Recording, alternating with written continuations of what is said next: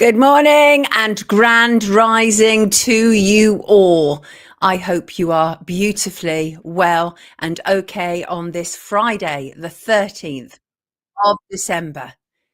Friday the 13th is supposed to be unlucky for some, but not around here. How are you all? Marcuson and Silly Says and Cavan and London Lady and Lai and Randy and Claire and our two glorious mods. Always our glorious mods. And Katie and Drumstick. I see Drumstick is off work today. And Chris, how are you all? Crazy Bunny and Soul Sand, of course, are our two wonderful mods. And I think I saw that Robert said he's got his mug. Thank goodness you have. We've had some mug headaches, Robert. We've had some mug headaches. I'm so sorry for the delay, everybody. eBay have messed us up royally.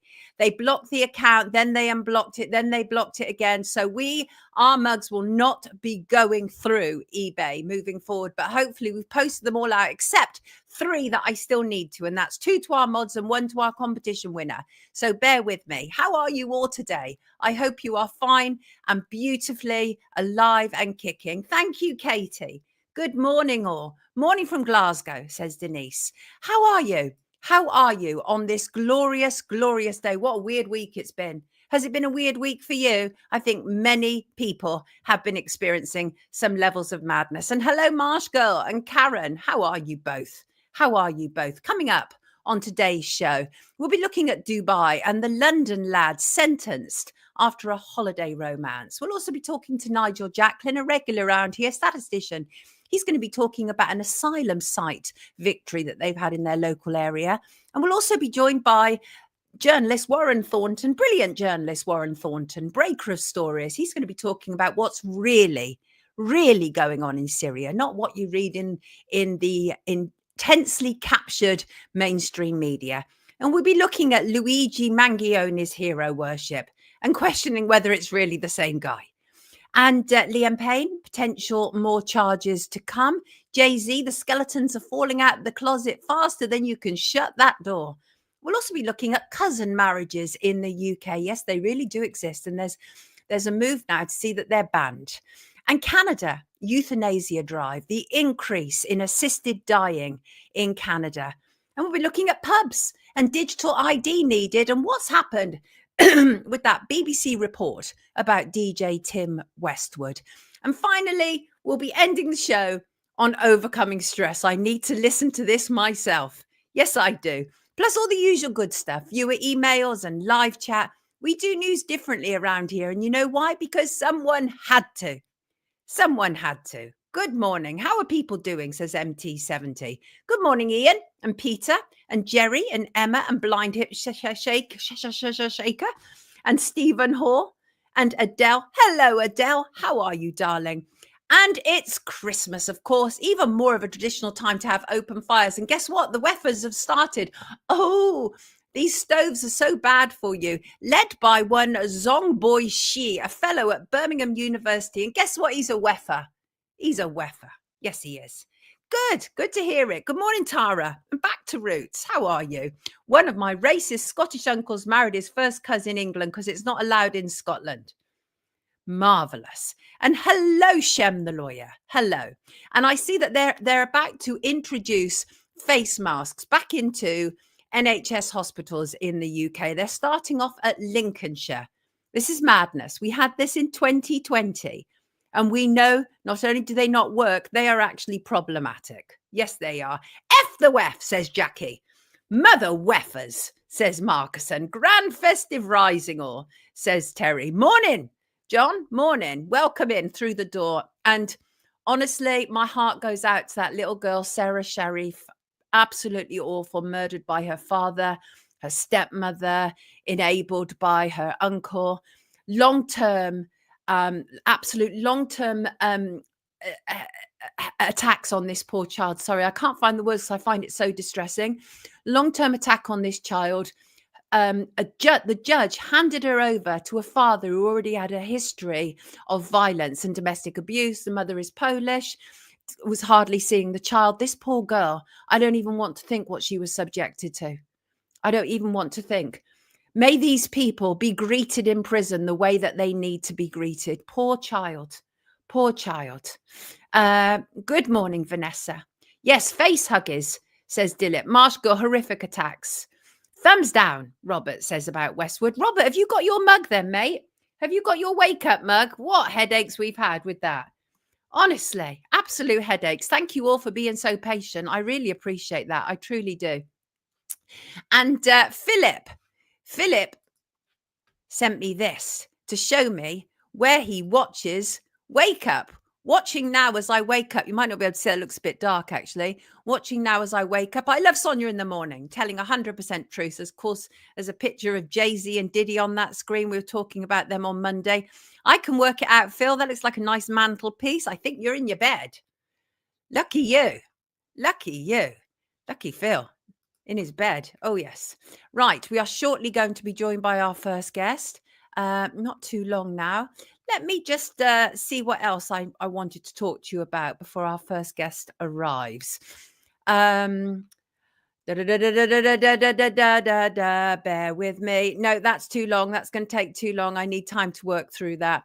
I'm really interested to see what Warren Thornton has to say about Syria, because, of course, this week it's been very intense there, hasn't it? Hundreds of bomb attacks, hundreds. And I mean, my feeling, absolutely, this is all about appeasement of Israel and leading from the front for Israel. It'll be interesting to see what Warren has to say about it. You do love it, Robert. It's good to hear that. Sorry, I'm behind with the messages. Let me catch up with the messages before our first guest gets here. Did anyone hear about the lady in France taking her husband and his friends to court for 20? Yes, Curly Crew. The husband, absolutely appalling. A series of men who...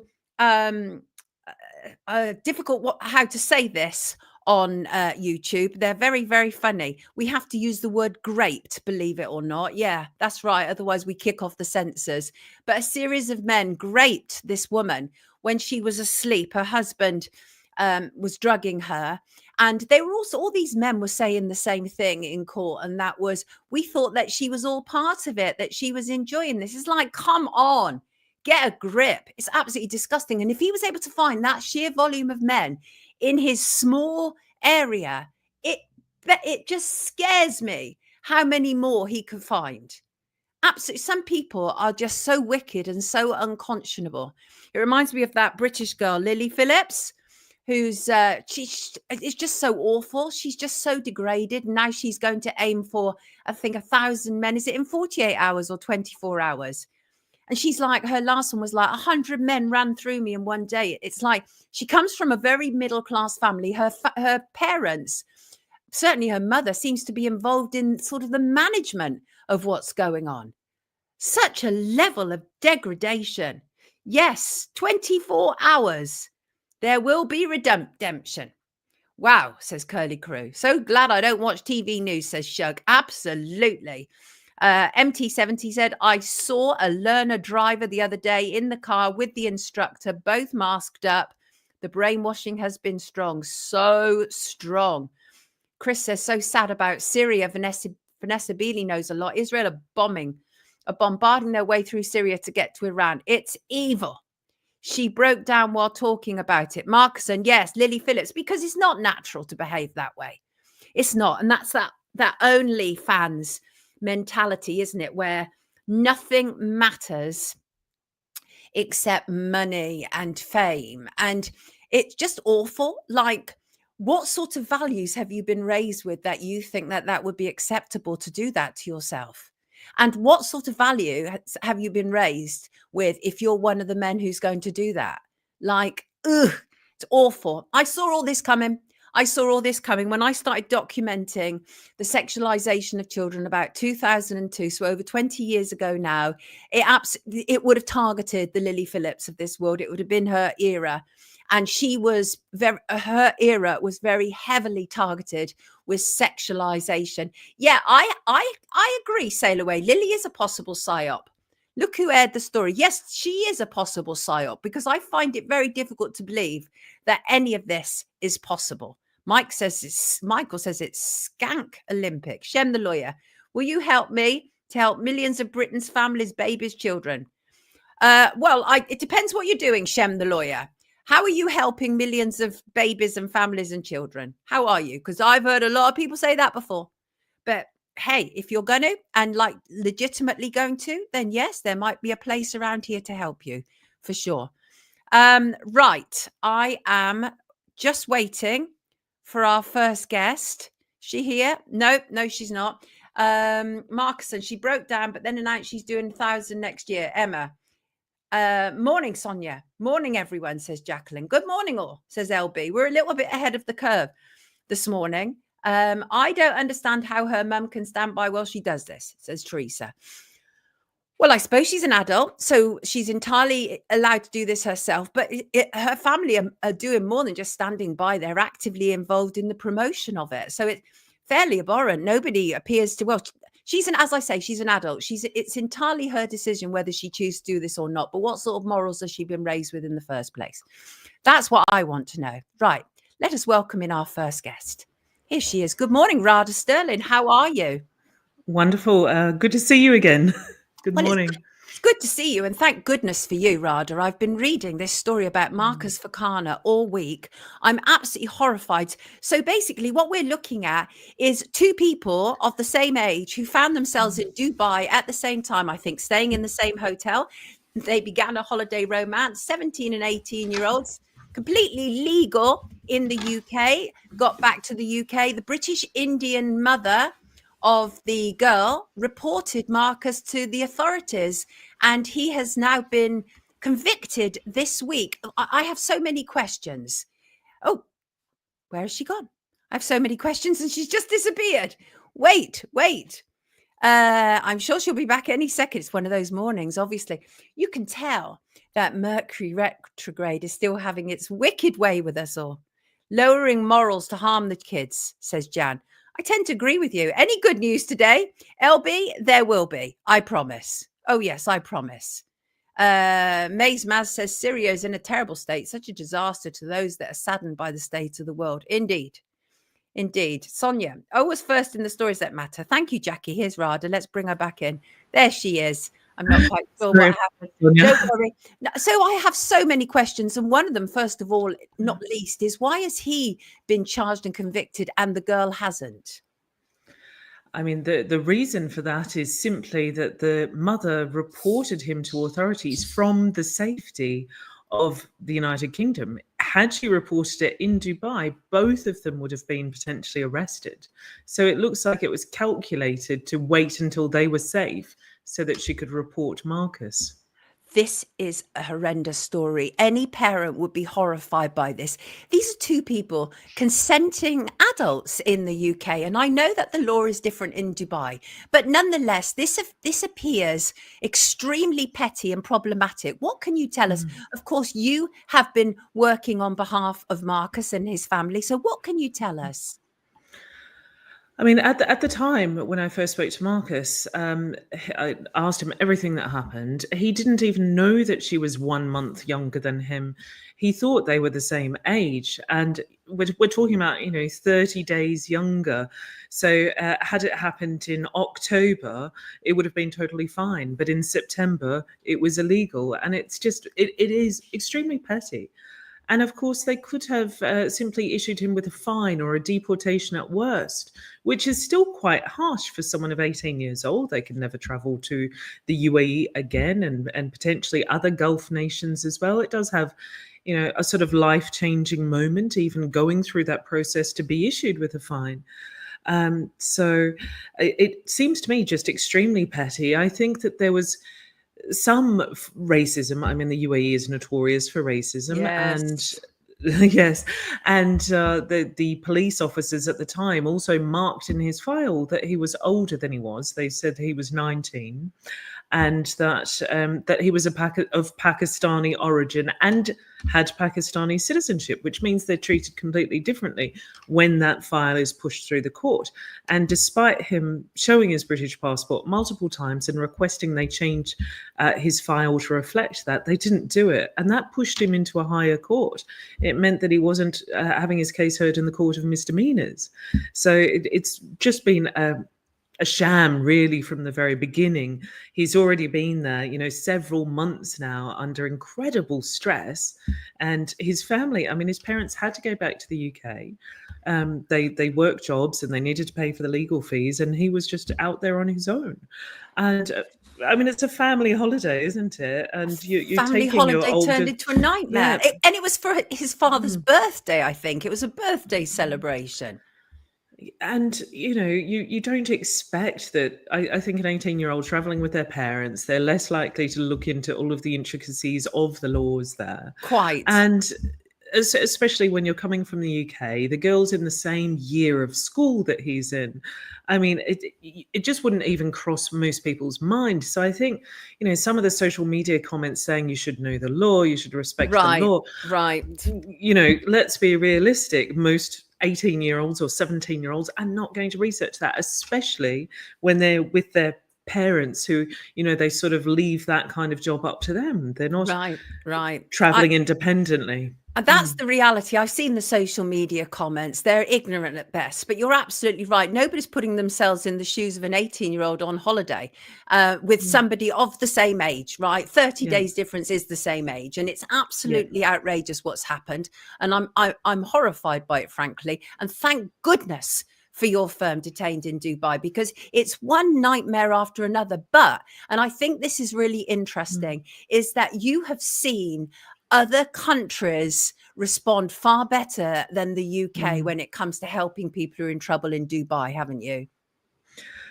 I mean, it's very distressing. I was doing an interview earlier, and I said that Keir Starmer should ring up, the future VP JD Vance and ask him for some advice. Right.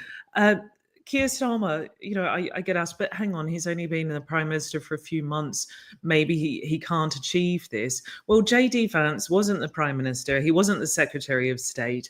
And yet he got two of his constituents home with much more serious allegations against them, including assault of police officers. He got both of them home within 2 weeks.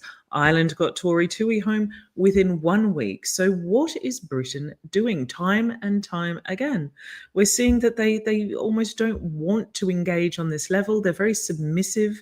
It's embarrassing, frankly. I mean, if America, who has, it doesn't have the kind of strong long-term relationship that Britain has developed over the years, but it's been completely misused and abandoned, and they're not seeing the opportunity there almost to help Dubai, who's damaging its reputation. When parents and the youth, see cases like this, they suddenly don't want to travel there. They distrust the location now, and they're looking, to invest and to tour other countries. So it is, and it would be of benefit to both the UK, to Marcus, to the public, to Dubai, to actually resolve this case. I don't think anyone would mind if he were convicted and sentenced. I think people can reconcile that, but not to the tune of 1 year in prison, which is what he was sentenced to. Right. And this is, I'm sorry, Radha, I was just going to say that, but this is politically, this is in a perfect position in so many key respects. David Lammy, I believe, is actually his local MP, and David Lammy is our Foreign Secretary. Perfectly placed to intervene. What is he doing? Now, David Lammy, as his MP, said, I am both the MP and the Foreign Secretary, but I can only act as one or the other. Otherwise, it's a conflict. And he said, therefore, I will act as your MP. To which the family of Marcus said, absolutely not. We want you as Foreign Secretary. We don't want you as MP. Usually in these cases, I would lobby the MPs to lobby the Foreign Secretary to do something. So what is he doing? He's completely removed himself from that Foreign Secretary role, specifically when dealing with Marcus. But he would help anyone else from any other area of the UK, just not Marcus. It makes no sense whatsoever. He, as far as we know, hasn't done anything, perhaps write a letter, but there have not been any diplomatic meetings. Keir Starmer has said that he's keeping in contact with the family. JD Vance was calling his guys every single day. Wow. He was actively involved with the case. And what's Keir Starmer saying? Oh, yes, I understand how Marcus and his family feel. Well, we don't care. We don't care whether Keir Starmer understands. We want him to do something. Yeah, absolutely. So what is the position now? He's been detained since September, and you're appealing the conviction. Well, actually, at the moment, he was sentenced to the 1 year, and we are waiting to see whether the prosecutor is unhappy with that, because the prosecutor has every option to appeal that sentence to ask for a harsher duration, and that's very possible. So we're waiting to see whether the prosecutor intends to do that, and if they do, then Marcus will respond to that. But there is still consideration about whether to appeal or not, because sometimes when you do appeal a 1 year sentence, you could end up with a 10-year sentence. It could actually increase. So it is a risk, and his lawyer told him from the beginning that he could face 15 years. This is outrageous. This must be like seriously impacting his mental health. You can't be okay with Mm. this at the age of 18. No, and I mean, I just spoke to him today. He's, it's so distressing. It's unimaginable for an 18-year-old, actually. Yeah. Is there anything that we can do? Can we write to anybody? Is there anything at all we can do? If that was my child, I'd be Mm, horrified. I'm horrified with mm, that this mother did such a calculating thing mm, in the first place. Horrible. She's going to have problems mm, with her daughter moving forward, because no child in a holiday romance, well, she's not a child, she's a young adult. No young adult in a holiday romance is going to be happy with their mother intervening in such a heinous way. So is there anything we can do? We've received a lot of support. A lot of people have been reaching out saying, can we help him with accommodation or this or that? But writing to the UAE ambassador in London is one thing that people have been doing, as well as social media. So there's a lot of TikTok videos out there. There's a lot of talk about that. That's important, and tagging the ruler, Sheikh Mohammed Al Maktoum, and then of course contacting David Lammy and contacting Keir Starmer and letting them know that you're outraged that Britain is not doing enough to help Marcus and other British nationals facing unjust situations abroad. Thank you. Thank you for joining us this morning. What you do is so vital. I cannot believe how many cases you have to deal with in a year. This has to Mm. be a warning for people to seriously consider whether they want to go there on holiday in the first place, right? Absolutely. I mean, we have two over there at the moment. Another person who's been detained over a negative Google review, and someone else for sending emojis, text message emojis. So there's multiple cases going on at the moment. Marcus is getting a lot of attention because obviously he's facing a much harsher sentence than these other ones would. But it's just ongoing. It's insane. And something needs to be done, I think, perhaps by the airlines, to warn people at the point of purchase of certain really, really likely to be arrested for crimes. One of the comments here says, has the girl told the court it was consensual? Would that help in a situation like this? She has not, and I believe that she is under a very strict control by her parents. So Sounds like it. the police have done their own investigations and confirmed that it was consensual, and that was proved by CCTV, text messages, and photographs. So they're satisfied on that level. And still, they're banging the poor lad up. Listen, thank you so much for what you do, Radha. Seriously, I've said this before, and I cannot overstate this. You are like an emergency service in your own right. Everybody, this is Radha Stirling from Detained in Dubai. Let us get Marcus home ASAP. There's a crowdfunder, right, to bring him home? There is, yes. They've already raised 30,000, but of course, with the appeals coming up and everything, they can use as much support as they can get. Thank you. I will put a link in the description to it, Radha. Take good care of yourself. Thank you for what you're doing on Thank behalf of you. Marcus and everybody else. Radha Stirling, everybody. Take good care of yourself. You too. That is phenomenal what that woman does. It is absolutely phenomenal. I can't believe they've done that. Imagine being his parents. You go out there on a holiday trip, two consenting adults hook up. They get back. The mother uses this trick of making sure not to report him when they're out there, because then her daughter would also have been implicated. How cunning is that? I want to know who that mother is. I want to know who that mother is. I'm sure many people do as well. Love you, Radha, says Charlotte. Yes, absolutely. Thank you, Radha, says MK Ultra. Yes. Horrendous. What a horrendous situation. Right, before we bring in our next guest, I want to ask you a question. These Luigi Mangione, these images, is this the same person? I'm struggling to believe that some of the images we've seen with this guy is actually the same person. Of course, he's now been charged with the murder of killing United Healthcare CEO Brian Thompson. That was a week last Wednesday. Father of two, Thompson was. It was really a brazen shooting on December the 4th. It was outside a Manhattan hotel before an industry conference. It set off a 5-day manhunt. During which time Mangione became something of a cult hero. People could completely understand why what had taken place, because the American healthcare system, certainly the insurance system, which they've been trying to push onto the UK for the last 10 years, is it's an abomination. And Brian Thompson was at the top of that food chain. I believe that he made, was it $7 million his salary while denying a huge volume of people healthcare.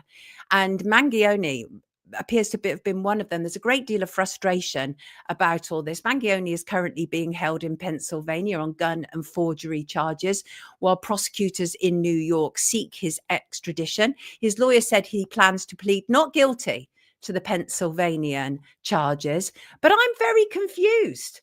I'm extremely confused that this is the same person, not least because, as I pointed out on Monday, the images that we were fed of the one image of him where he's apparently shooting Brian Thompson, he's wearing a cream rucksack, and then another where he's in Starbucks, he's got a black rucksack, and it's all supposed to be taken within the same time frame.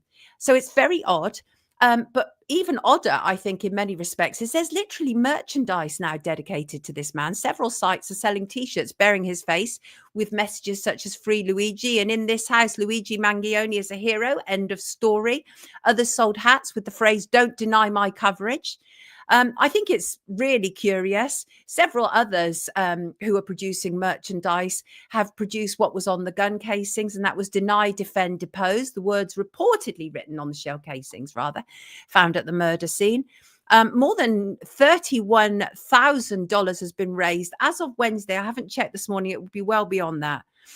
They've made him a martyr for troubled people, for people who have been denied healthcare. But still, I'm questioning. I'm not convinced this is the same person. It's all very odd. John says a crisis actor is a trained actor, role player, volunteer, or other person engaged to portray a disaster victim during emergency drills to train first. Yes, and the thing is apparently this guy appeared to have it all. He comes from a wealthy family. He's a scholar. He was popular. He did a huge amount of traveling. He was, to all intents and purposes, a very successful individual. Markson says the whole thing stinks. And I don't think I can disagree with him on that, actually. I do think the whole thing stinks. Yes, I do. But who knows what's going on? The problem is I believe so very little of what we're told now, which is why I asked Warren Thornton to join us. He'll be coming along a little bit later, because we've obviously been absolutely blasted with what's going on in Syria. But who truly believes what they're told from legacy media anymore? Not anybody in their right mind. Let me see what you're saying in the comments. It's probably a distraction. Oh, Dilip, it's probably a distraction to whip up public outrage and feed on their anger. What is happening elsewhere?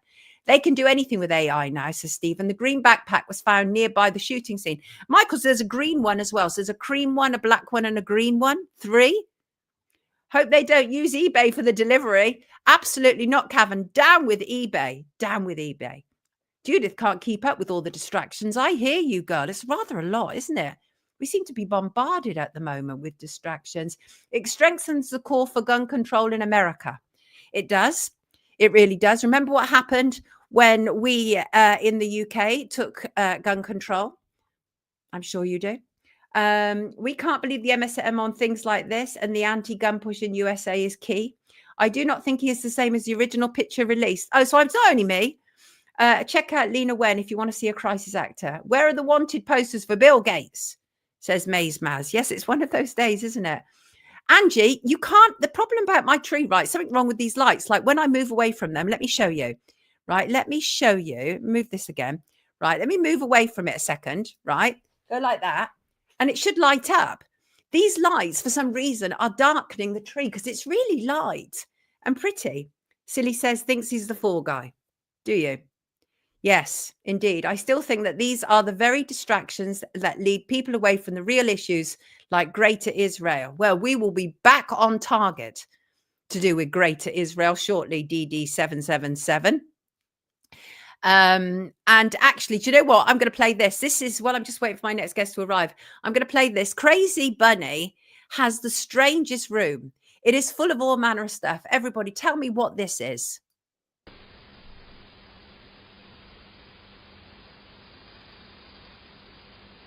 What is that? That's not dust particles.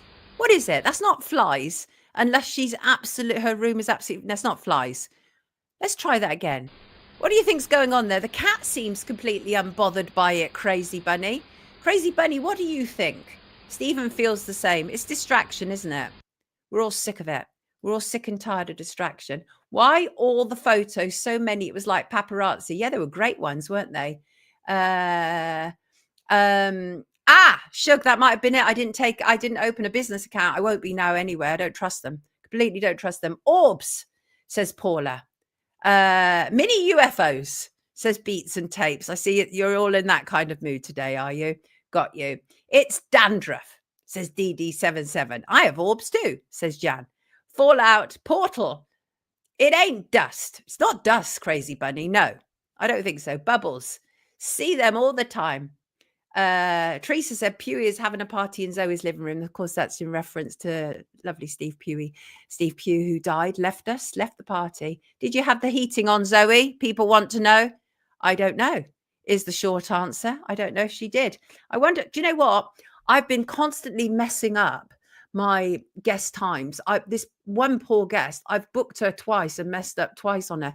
I can't wait for Mercury to go forward. I have to blame something, right? So I sincerely hope I haven't messed up my next guest, because one is here and one isn't. Who knows? Who knows if I've got this right or wrong anymore? I'm very confused. Is there a window open? Says Short Order Cook. Chemtrail fallout, says On a Plane. Spent days. What's this? Spent days. What? Oh my goodness. Cara spent days watching all my videos. Cara is insane. Certifiably insane. Yes, indeed. Yes, indeed. Right. I'm going to wait another minute or so for our next guest. And if not, I'm going to bring in my other guest early. That's what I'm going to do. Yep. That's what I'm going to do. Right. I'm just going to wait. Actually, do you know what? Let's bring him in. Let's just bring him in. Warren, I'm not going to keep you waiting anymore. You're nice and early. Thank you so much for being here, everybody. It's Warren Thornton, journalist. Also, obviously, broke the Nazi in Parliament story, which we've talked about before. But Warren is one of those journalists who actually knows what's going on. Certainly geopolitically. Warren, you've got your finger on the button. Are we to believe what we've been reading about Syria this week, Warren? Absolutely not. It is an absolute disaster zone that is going on, and it's going to be a disaster zone for the next 10 or 15 years. So let's give you an idea of what's happening. Go for it. The IDF now want to strike Iran's nuclear sites. The Houthis have promised to fight Israel in Syria. Russia are doing a deal with the HTS to keep open the Himeinim Air Base and Tartus Naval Base.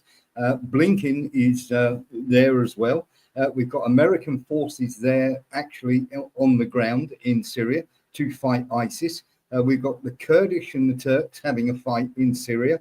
It is absolutely crazy. It's the Wild West. And of course, the wonderful tolerant HTS, who used to be Al-Qaeda, literally going around gunning down any opposition. And on top of that, we have just found out through a really, really reliable source, and had it confirmed by another one, that pallets of cash have been found in government buildings in Damascus with a QR code on. And when they were scanned, they belonged to the Federal Reserve Bank of New York. Whoa, wait, what? I'm having to take all this in. It's been a huge amount of airstrikes and attack, isn't it? To my knowledge, at least 350 Israelis lost. It's absolutely insane, right? So are you suggesting, Warren, that the Americans are behind this? Is that what you're suggesting? I'm not suggesting. I'm telling you, the Americans are behind this. The funding has literally come. They've done it mainly through Turkey, but there has been money awash. People were bribed left, right, and centre, top Syrian officers, and of course they defected. And of course, some of those accounts you can actually find in Mauritius with CEOs that are over 350 years of age, which is quite staggering. I never knew people lived till that ripe old age.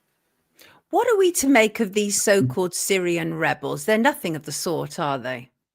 No, they're not. I mean, exactly what they are Al Qaeda, and of course, Al Qaeda. If suddenly you're my, what is it? The enemy of my friend is my friend, sort of thing. So we've got Al Qaeda, who literally, if you believe the narrative, carried out the 9/11 bombings, and of course now we're in bed with them because they're perfectly good people, and in fact, CNN gave them a makeover, and when they were actually interviewing Jilani.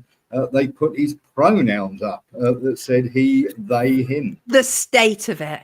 The state of it. I mean, it's almost like Queers for Palestine, isn't it? It's a bit, a bit questionable, right? But you're absolutely right. They have put he, him. So what are we to make of him? Is it true that he's Jewish? Yes, it absolutely is. He started out with the CIA and started out with Mossad. And of course, bit by bit, he moved into various circles. And as HTS went through various, shall we say, name changes to make it more palatable. They've had about 4 or 5 name changes. It would be a lot better if they just called them Al Zion. It would be so much easier. Is Assad really the villain that he's constantly portrayed as? I don't think so. I mean, when you consider, let's take CNN, for instance. They have a lady, Clarissa Ward, and I'm going to name her here because she's been caught literally faking stories. And of course, CNN were the ones who got caught faking the chemical attacks in Syria, which were carried out by the White Helmets, and of course, moving people over 200 miles to get them involved in a story. And if you believe CNN, one of their reporters sniffed a backpack and was able to tell that was a chemical weapon attack. And of course, she's been caught turning around and saying that she's under fire in Gaza when there were cyclists cycling by on the side of the road. So CNN and America are pushing this narrative that these are good guys, but this is going to cause all sorts of trouble in the region. And of course, Israel and Turkey are literally slicing up Syria as they go. Yeah, talk to us more about the role of Israel in all of this. Israel are absolutely paramount in this. What you have to remember is for 18 months, now you may have seen the shoulder badges that they've had. They've had a Greater Israel shoulder badge that's been out for over 18 months. So what we're talking here is they were out before the October the 7th, and the Greater Israel badges pretty much are bang on to exactly what Israel actually occupy at the moment. And of course, they're going even further. Damascus is a ruin. The Syrian Navy is smashed to pieces. And while they're at it, they'd quite like to have a go at the Iranian nuclear sites. Now that, of course, the IDF have destroyed the Syrian air defense. What role does the Golan Heights play in all of this? The Golan Heights is fairly central to this because, of course, it's jammed in amongst all those different areas. So basically, you can strike out from there. But of course, strategically, because of how it is topographically situated, it makes a great deal of difference and makes a great deal of sense to actually occupy that. The literal range of where you can see from and where you can strike from it just gives you a nice overall panoramic advantage, if you like, about what can happen from there. And of course, the Golan Heights and the Syrian Heights and everything else have always been part of this little interconnected family that's not really a family. And of course, if you control the Golan Heights, strategically you're extremely well placed to take care of business in that area, should we say. I think it was very interesting. I think going back to, I think that same reporter that you're referring to and the Al Jilani interview, it was very interesting because he didn't mention Gaza or Palestine once. So one must take from that is just sort of a bit part player in their worldview. What do you think? Yeah, absolutely. He's there to serve a purpose, rather like Zelensky is in Ukraine. And let's face it, I think the CIA have a job lot in uniforms because they seem to wear the same outfits. Exactly. It's that same military thing, isn't it? Yes, absolutely. And of course, what they've done is they've taken his turban off, they've given him a trim and everything else.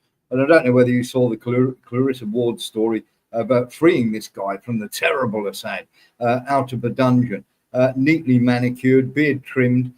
He's in a cell with no windows, not squinting against the light whatsoever. I mean, it was so fake. It was incredible. Well, and the thing is, we know it's fake because what are the chances that there's going to be TV cameras there anyway, right? I mean, I mean, it's all obviously staged. It's so tremendously staged. But what do you think the big picture is going on here? Because are they moving the goalposts? Because obviously the aim is always a perpetual war, right? So are they Yes. sort of done and dusted now in Ukraine and now they're ready to move on to their next war? What do you think's going on?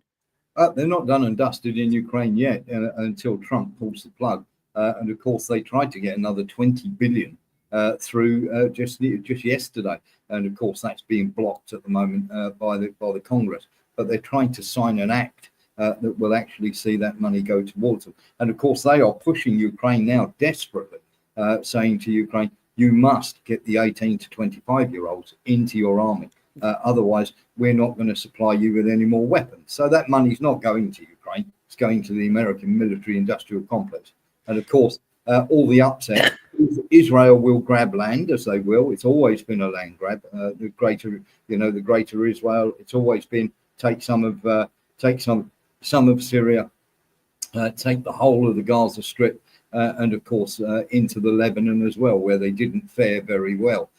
Because the Lebanese fighters are pretty fierce, let's put it that way. And of course, this has always been part of the land grab. Turkey will have their slice, and even Turkey are now saying Israel's gone too far. What role is the UK playing in all of this? Well, we're very, very naughty because at Akrotiri Air Base, which is in Cyprus, we've been doing the flyovers to allow Israel to target the refugee camps, to drive the Gazans out. They're doing the same for Syria. They did the same for Syria, and they did the same on the Lebanon. So we are having, should I say, 14 flights a day that are going literally flying out, targeting for Israel exactly where they want to hit. And of course, Israel are able to take that out. Isn't it very, very strange to you, Sonia, that they can find a guy in a building getting ready to talk about peace in another country, and yet when it comes to bulldozers and gyrocopters going over your border, you fail to see them coming. The news, I was reading some of the news takes. I think it's always important to see what legacy media have to say on this. And one of the lines that I thought was really interesting, I thought I must take that to Warren, is Israel is keeping a close eye on the main rebel groups, particularly HTS. Israel is no stranger to radical Islamist groups. These people they're dealing with are not radical Islamist, are they? No, Al-Qaeda is literally, we all know who was funding Al-Qaeda. HTS or Al-Qaeda have never fired one bullet at an Israeli ever. That's a curious statement, a very curious statement. How do they keep getting away with it, though, that they're able to fool so many people? Is it your opinion that media is just completely captured and bought, or just ignorant to this? No, you're absolutely right that media is captured and bought. They learned the lesson from the Vietnam War. Don McCullin was an absolutely magical war photographer and one of my heroes. And of course, everything that they were saying on the TV was totally ruined by the fact that the newspapers were landing on literally on American breakfast tables with totally different pictures. And of course, people like John Pilger and Don McCullin were then stopped from going anywhere near. And of course, the reason Clarissa Ward and many of her other people fake these so-called bombings and these so-called, I'm in the zone, is because they don't allow the media to go anywhere near the front line anymore. Right. If you go near the front line, you think about it, there's been 84 journalists killed just this year. Wow. That's really sobering. So Yeah. one of the things, I was looking at your news feed, by the way, and just seeing what was going on there. But so Syrians are now obviously looking to move to the UK. They're at Calais, many of them are. And I mean, what's going on there? Honestly, here's what I feel, Warren. I feel that we are just hit on a constant basis with these stories that people are starting to get fatigued by them. Do you know what I'm saying? Do you think that there is a degree that's deliberate? It's so that they can just carry on with their perpetual wars, and we're just like, well, that's just one of those things kind of attitude. Yes, it absolutely is, and not only that, while you're fairly okay, you're not causing any trouble, are you? I mean, very, very simply, I think the great Bill Hicks put it absolutely brilliantly. He turned around and said, Here you go, America. Here's 52 channels of American gladiators. Watch this. We'll wake you up when it's time to vote. And really, that's exactly what they want. The times of investigative journalists like yourself are long gone, and you will only find them. You won't find them on mainstream media whatsoever. You really won't. Question: does Warren think all the celebs leaders really visited Ukraine? Oh, it was just like the Grammys, wasn't it, over there? What was going on? They did, didn't they? Well, quite a few of them went, but of course Zelensky met a few in other places as well, and of course they were turned around and told not to launch anything. They had an agreement. That agreement is off the table because only yesterday, or the day before, I should say, they launched more ATACMS at so-called North Koreans in Ukraine, which were meant to be in the Kursk region, but they actually launched these. 200-300 miles away from where these Koreans were meant to be. So everybody's now seeing through that narrative. There's never been any North Koreans in Russia. They don't need the North Koreans to help them. And of course, that was just a ruse to launch long-range weapons into Russia. And while we're talking about people who are, shall we say, at the very top, Klitschko is one of the ones that is very much in the frame to take over from Zelensky. Once Zelensky has done his getting the youngsters into the military. That's his last job before they get rid of him. And of course, Klitschko's children were born at Mount Sinai Hospital in America. And of course, they're German citizens, so they don't have to fight in the Ukraine. How curious. What Lisa has to say, I hate it, but I'm also concerned by it because I think many people feel that we can't do anything. Is there anything at all that we can do? Because it just feels that all the power is out of our hands with these situations. Yes, you can. And I was advocating for this before the general election. If you vote for main political parties, your people are meant to represent you. Get hold of somebody who you believe in, who is in your community, vote them into Parliament, get them in. If you've got 650 independent MPs, the military industrial complex and all the lobbies, the Jewish lobby and everything else, have got to work very, very hard to try and bribe these people. And of course, if they're not carrying out what you want, you can ask for a recall and you can get them fired. But you must, if you vote for any of the main political parties, you're just voting for the status quo. The military industrial complex and the people, shall we say, Big Pharma and everybody else, they own these MPs. I've actually spoken to a gentleman at BlackRock who turned around and said a US senator is $10,000 cheaper than buying somebody else in another parliament. I mean, it's just shocking, isn't it? The level of corruption that we are being subjected to. I'm wondering if, like what Vanessa is saying here, we have to get so low, we have to get a point of such degradation in our world before we can actually start to be cleansed and rebuild again. What do you think about that? I think the time is now, to be honest. I have never known in all the time that I have been, and even we fact shrug is absolutely correct there. It's just a massive scam on the human race. Politicians are elected to serve you, to carry out the will of the people. They do not do that, and you have to replace them. Well, I'm going to end on this because I think this is all we can hope for at this moment in time. As Markson says, spread the love. That's what we do. We do. And we spread the love and we spread the awareness with brilliant journalists like Warren, because you're not going to hear the truth in legacy media. Warren, I mean, you've essentially just told a completely different story that the rest of the world have been telling all week. How does that make you feel? It makes me feel great, actually, because it means that we're actually getting the truth out there. It is one of them. Is there are so many lies that they tell. It's almost hard to actually pick your stories because you've got so much nonsense to choose from. And the thing about that as well is with people like yourself and everything else, people are waking up. The youth of today. I mean, I was actually asked to go on Kick, to live stream on Kick as well, for the simple fact there's a lot of youngsters out there like to watch the show and they like being informed. So Thank you Yes. very much, Lisa. But of course, it's people like Sonia who were a journalist long before I was, who are keeping everything alive and doing fantastic work. And more power to you, Sonia. Well, more power to you too. We can't do this on our own. We're not islands. We keep teaming up and we keep doing the very best that we humanly can.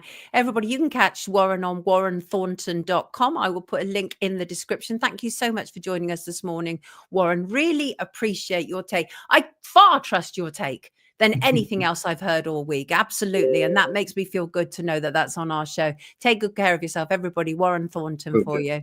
Wonderful. Brilliant to have him with us this morning. Absolutely. That's what we need.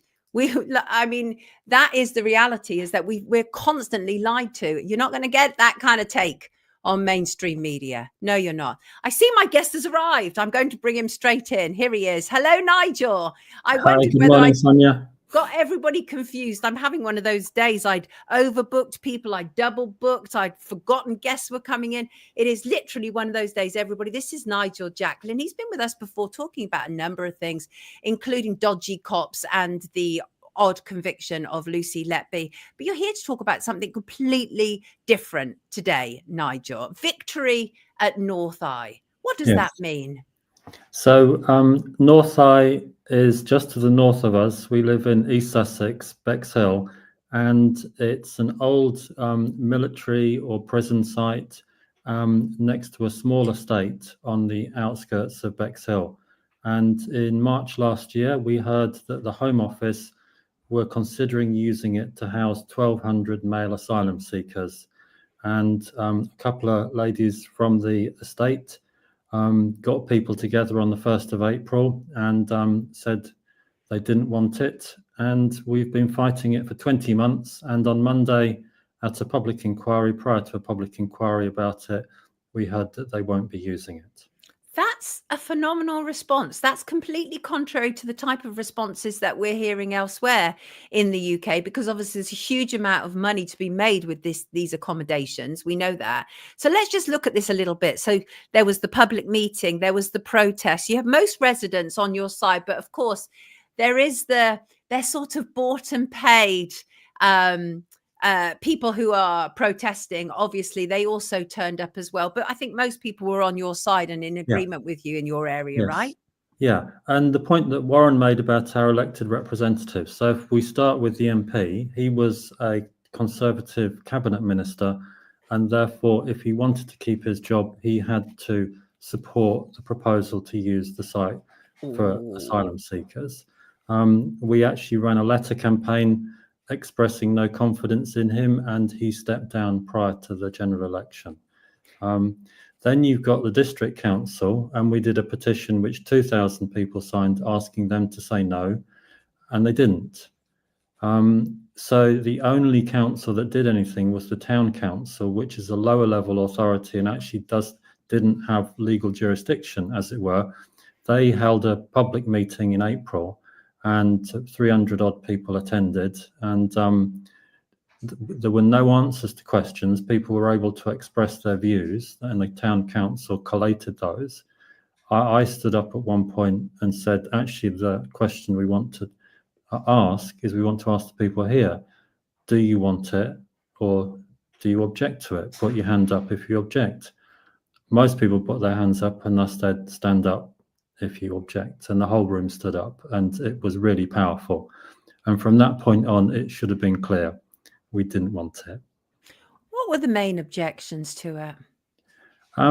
So quite a lot. The safety on the tally of concerns by the town council came top. It would have been an open accommodation so the men could come and go. It's an area that people have moved to or stayed in because it's peaceful. And there's a lot of families with young kids, or there's a lot of post-family people who are just there for peace and quiet. And the thing is, when you've got people who've kind of worked hard or whatever for their peace and quiet, if you take it away from them, they might actually stand up and say no. Yes, exactly. I think when people are starting to be backed into corners, that is the case. And I think what's happened this summer has raised a lot of awareness at the anger and upset in the country about what seriously is uncontrolled immigration. And the thing is, let's be clear here, you're certainly not coming from a position of being a racist or bigot. You have a mixed race family yourself. So what were your concerns? So we've had some of the worst racism from asylum seekers. In 2 cases, they were charged and convicted. So they'd spat at us, abused us. In one case, what happened was we were driving back from a family lunch down Kensington High Street. This guy road raged us in a black BMW, blocked the road, got out and spat at the kids. The police took a swab. 2 days later, he was arrested for something else.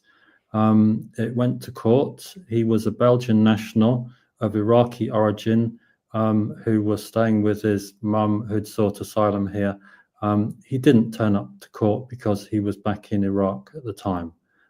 He was charged and convicted with assault. I mean, it's Ray J says, interesting question, Ray J. Let's just, do you think Starmer's planning reforms are a direct result of your case? Well, it is interesting, isn't it? We've heard all this week about these planning reforms. Any comment on that? So the North Eye site, along with Wethersfield and Scampton, was brought in under emergency legislation, which we were familiar with from 2020. And they allowed the Home Office to bypass local planning. And I think in essence, that's part of what Labour are on about now, making it easier to get accommodation built. And okay, so we do need more housing. That would be good. But one of the reasons we need more housing is due to the volume of immigration. And the overwhelming view in Bexhill is that we need to stop illegal immigration. And some of the people most opposed to North Eye were non-white immigrants. The 10 people who came to the first meeting, 3 were non-white, 1 was from South Africa. Actually, the person who was most devastated by the news was a woman from Nigeria who I met when I was campaigning. What will be done with North Eye now, says Jan. Interesting. I want to hear more about the purchase trail of this area as well, which I'd like you to share with us. But any idea what will be done with North Eye now? So on Monday, they announced that it will be put on, there's a government list of sites. And if one department is disposing of something, others can express an interest in it. If there's no interest, my understanding is that it will go on the open market. The local council had it allocated to housing in the 2018 plan, and the Chamber of Commerce put forward an eco park, but it's going to take some while. But the main thing is that we fought against the asylum seeker accommodation. Talk to us about the purchase trail of it, because I know you have a story there. Yeah, so it was sold for £6 million to a company called Brockwell Bexhill, which is part owned by Brockwell Group Property, a so-called property company. Brockwell Bexhill also has some other investors. The Home Office purchased it from them for £15 million within less than a year. So they made potentially £9 million profit. There is a dispute at the moment about remediation. So there is contamination on the site. So they're haggling about how much the remediation costs are. But the National Audit Office did an inquiry and they failed to spot a couple of things. So Brockwell Bexhill was formed in 2022 and the site was formally purchased in 2023. The first Bexhill company that Brockwell formed was formed in April 2021, which is the same point at which the Home Office set up a team to look at this kind of stuff, and was maybe 6 months before Clear Springs got formally involved. So it was Clear Springs who run Wethersfield and make quite a lot of money out of this sort of stuff, who introduced the North Eye site to the Home Office. The other thing that came out in the inquiry was that the Home Office appointed an independent advisor to do the negotiations with Bexhill Brockwell, and he agreed a penalty clause. So they exchanged contracts, and the penalty clause said if you don't complete within 6 weeks, you've got to pay, I think it was £500,000 and running. They didn't, so they paid, I think it was £800,000 or £900,000 penalty clause. The chair of the public inquiry is a property expert. There was a bit of a what the F moment. And actually, the only positive thing that came out on Monday was that some of the new intake, I think Labour MPs who are younger, also had several what the F moments with respect to the performance of the Home Office. Mm-hmm. But really what we appear to be seeing here, I mean, it just appears like a lot of money is changing hands, right? This is where government seems to be meeting private enterprise, and there should be lots of concerns about that. And also there's the issue, I think some people are commenting, is that so essentially you've had that success, but what will happen with those people? Will they just be moved along to another area? Any idea what will happen? Yeah, so when we started the campaign, I don't know the numbers of hotels. There may have been 1,000 hotels. I actually got into trouble for liking a Facebook post about the hotel list. So there are 1,000 hotels and 4 sites, because we had the Bibby, Stockholm, Wethersfield, Scampton, and North Eye. So the Home Office said that they will probably never use large sites again. That they will use a larger number of smaller sites and have 800 on their list. So there could be a smaller thing near you. In the submissions, there's an academic inquiry which suggests that asylum seekers would be better accommodated in certain kinds of areas where they would get more support, and that North Eye, Bexhill was not that kind of area because it was rural. So I think there's something in this, but part of our campaign is that they needed to stop arrivals. They need to stop the boats, they need to process people, they need to return people.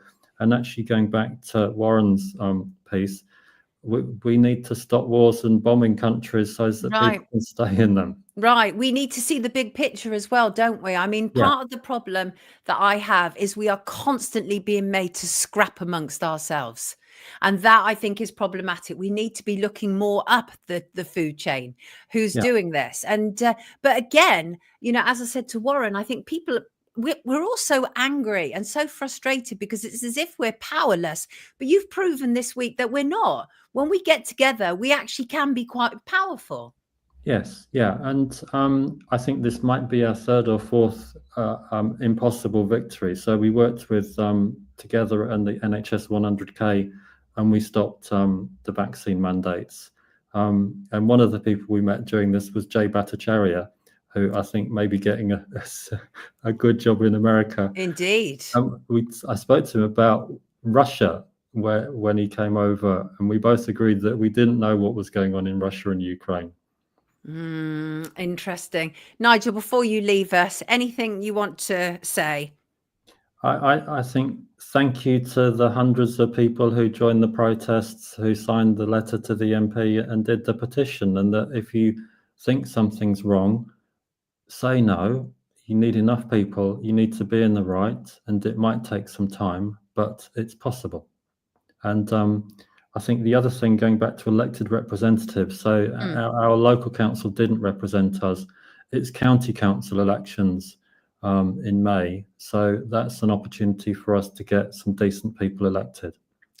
Okay, thank you very much for joining us this morning, everybody. Nigel Jacklin, Victory, North Eye. Take good care of yourself. Have a good weekend. Cheers. Bye. What a result. What a result. But, he is right. We have to look at the big picture, because I'm really loath to see constantly that we're constantly turning on each other while the filthy royals, the filthy politicians are playing us, constantly playing us.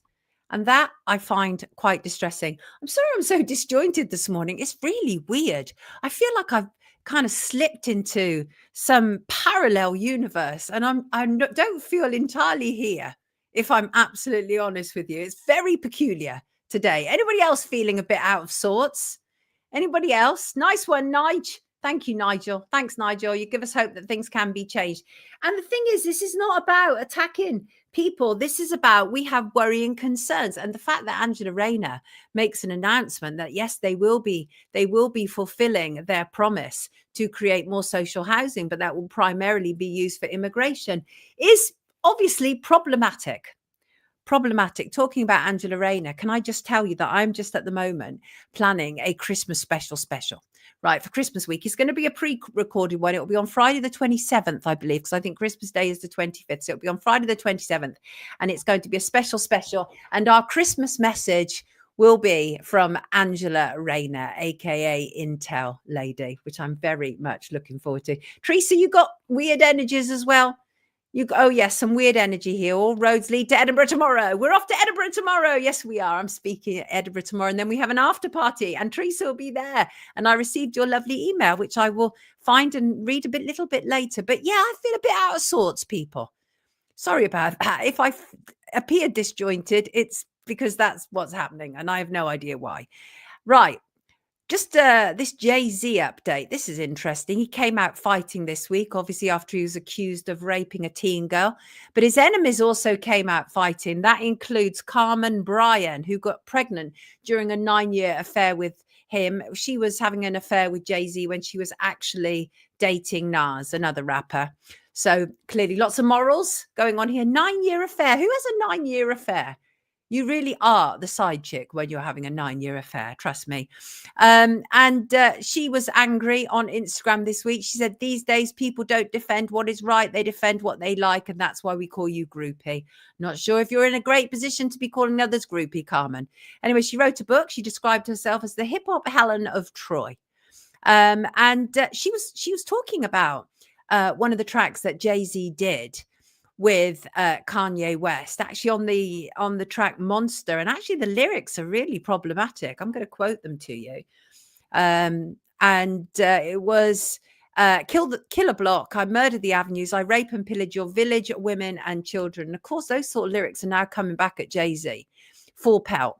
He is also the first celebrity to be named alongside Diddy. Diddy, of course, is currently banged up in jail. He's awaiting his trial in May 2025. Diddy is, I think, currently facing 120 civil lawsuits. Tony Busby is the lawyer behind all of this. Lots been said about Tony Busby, but one thing he is proactive. And I've been talking to people in America who know Tony Busby, and they say he would not have brought this against Jay-Z unless he really felt he had good evidence, which I think is really interesting. And what was interesting was Jay-Z's statement was where he claimed that he feared his 3 children with Beyonce would have to endure harassment in the wake of the allegations. Now, of course, it is absolutely awful that the potential sins of the father or the mother are visited on the child. Absolutely awful. And I feel so sorry for any child who gets caught up in this because it's not their fault. He said he was especially worried for Blue Ivy, by the way. And they were on the red carpet this week. And I don't know about you, but I want to bring this image. Jay-Z this week is facing allegations he raped a 13-year-old. So what did he and the wife do? They dressed up their 12-year-old in a completely inappropriate dress and paraded her on a red carpet. 12-year-olds should not have their breasts thrust up like that. That's a sexual gesture. What's wrong with you people? You're not protecting this child. She's a child. Why is she dressed like that? How weird. They originally cancelled the red carpet. This is for Mufasa, of which Blue Ivy voices one of the lead characters. In fact, the lead character. And so they originally cancelled going on this red carpet. And then they decided to show up and just kind of confront it head on. Great. Don't dress your daughter like that. Unbelievable. Look at his fingers. Yes, exactly, Jan. These celebrities are disgusting. She's 12. She's 12 in a dress which pushes up her breasts as if she's 20. That's a 12-year-old. Yeah, they're weird. Yeah, nearly as weird as the Will Smith family, says Didi. I couldn't agree more. I was appalled with that image. What image are they trying to send out? This is a weird family. Weird family. So Yeah, I just wanted to make that comment because as somebody who's actually covered the sexualization of children, this child is sexualized. She's sexualized. It's disgusting. It is disgusting. Yes, Robert. Absolutely. Yes, Space Fake said, LeBron James is quoted as saying, there is no party like a Diddy party. This party, the sickness is all over those celebrities. Yes, it is indeed. I'm going to show you a video, by the way.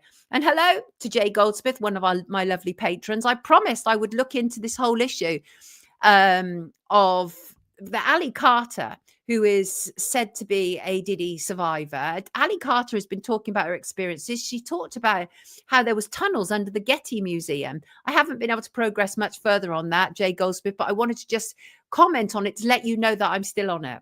I'm still on it. And has anybody ever seen that video from the MTV Music Video Awards in 2003? Bear in mind that Jay-Z is accused of that assault of a 13-year-old after a music video awards in 2000. But have you ever seen the one from 2003? Because this is weird. I'm going to play it for you. It's weird, right? So it features a 13-year-old actress, Devay Chase, who was in the ring. Anybody ever seen it? Check this out, right? She's receiving the award for the greatest villain. I want to play this video in 2 parts. Check this out.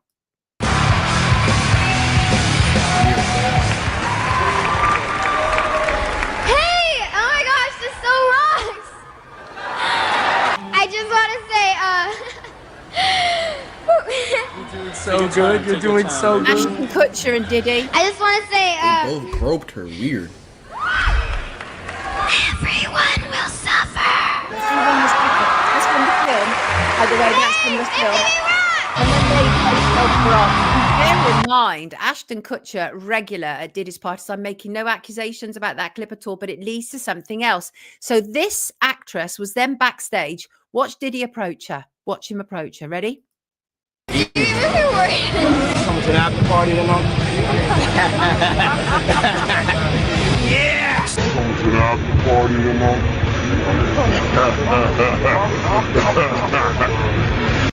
Now that alarms me because he steps to her as if she is somebody of the same age as him. You come into the after party tomorrow, he thrusts his body towards her. He's weird. He's weird. Defo on something. It is so evil. Never watch that trash, says George. Absolutely. I'm going to play that again because just watch his body when he says to her, you come into the after party. If you're worried. Coming to the after party tonight? Yes! Coming to the after party tonight?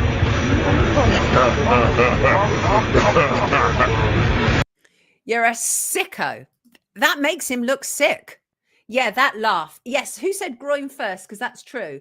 Then he gets excited. Yeah, poor kid. And poor kid, that's the problem, isn't it? Is these children, they're thrust in the spotlight. Oftentimes, I don't know about her parents, but oftentimes the parents are just kind of like stage obsessed, fame obsessed. They live through their children. They often make money through their children. You don't talk to a child like that. They are totally disgusting, says Lisa. Yeah, it is, Dr. Kim. It's that, that's creepy, says Marcus. Yes, we do need Mark Devlin on again. I just found that really, really creepy. And just to remind you, of course, Tony Busby, he's filed 12 lawsuits in the past week alone on behalf of alleged Diddy victims, both male and female, who are seeking damages. Busby said, though, that some of the claimed abuse was more than 2 decades ago, as far back as 2000. Most of the events described actually occurred in 2022. Right, his team, Busby's team, have gathered evidence to file 120 victim lawsuits against the rapper. That was announced at a press conference a few weeks back. Of the 120 alleged victims, 25 were underage at the time of the abuse, the youngest being 9, 14 and 15. We know children will go into these parties. You've just seen for yourself Diddy inviting a 13-year-old and getting something of a kick when she said yeah. And did you see her nod? Like, how scary must that have been, really? It's like quite overwhelming. You're 13 years old. You're thrust into this spotlight. You've just won a Best Villain award for your movie. And then Diddy comes up to you, like, coming to the after party. He's literally moving in on her like she is a woman. Yes, I think that was a telling video, which is why I wanted to show it. Mike said that was a very telling video, in my opinion. Sick body language around a little girl. Yes, Exactly. Haven't seen that one of Jason Momoa, Dr. Kim, but I'll check it out. Anyway, so obviously Sean Combs has emphatically and categorically denied all charges, says it's false, that they're defamatory. And his lawyer, Erica Wolf, says he looks forward to proving his innocence and vindicating himself in court, where the truth will be established based on evidence, not speculation. The problem for Puffy, the problem for him is there's a lot of evidence online. A lot of evidence online. I was into rap, Stephen, big time. I was around all these people and I literally didn't necessarily realize what was going on. I certainly didn't realize that these young children were being taken like this. So very, very alarming. And yeah, I want to talk about this. Let me move on from that. The internet never forgets. Narcissists will destroy everyone, including their own children, to fulfill their agendas. I agree with you, Gaslighting Gilligan. That's Johnny, who's been on with us several times and fabulous commentator. Marie is now triggered.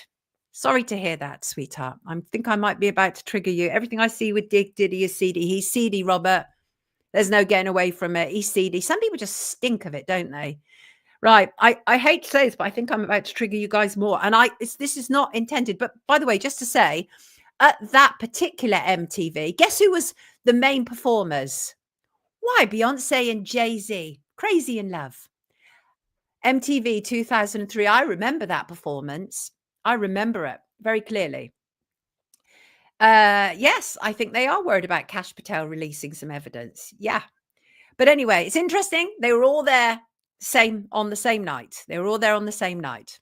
I'm not suggesting for 1 second that is the 13-year-old. No, I'm not, because it was a different year. Okay. Shug said, glad I have no idea who any of them are. Well, Shug, let me tell you, some of them are the biggest selling artists in the entire world. And that's not based necessarily on talent. That's based on what they were prepared to do and with whom. Yes. Tomorrow, I'm really looking forward to it because I'm going to be joining at some links. We're going to be looking back at this year. This is on my talk in Edinburgh. We're going to be looking back on this year and a lot of the people who were busted and what's been brought to the service, but also joining at the links from past to present.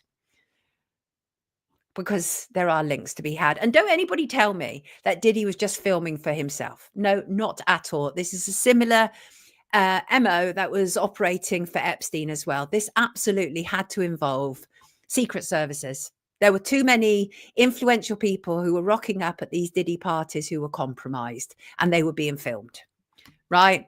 With body relaxants disguised as baby oil. Yes, apparently Screeching Beyonce is not calling herself any Carter anymore. Really Grateful's bingo card 2025. What's that about? What's that? Not talented at all, just sellouts. All the top stars involved. Yep, huge amount of them are. Huge amount of them are. I want to bring us back to the UK now because something is just so weird in this story, right? And that is Parliament this week has been considering a ban on first cousin marriages. Only now.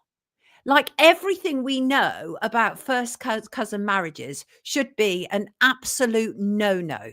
Okay, what we do know without a shadow of a doubt is up to 43% of child deaths in North Yorkshire are attributable to first cousin marriages and then having children together.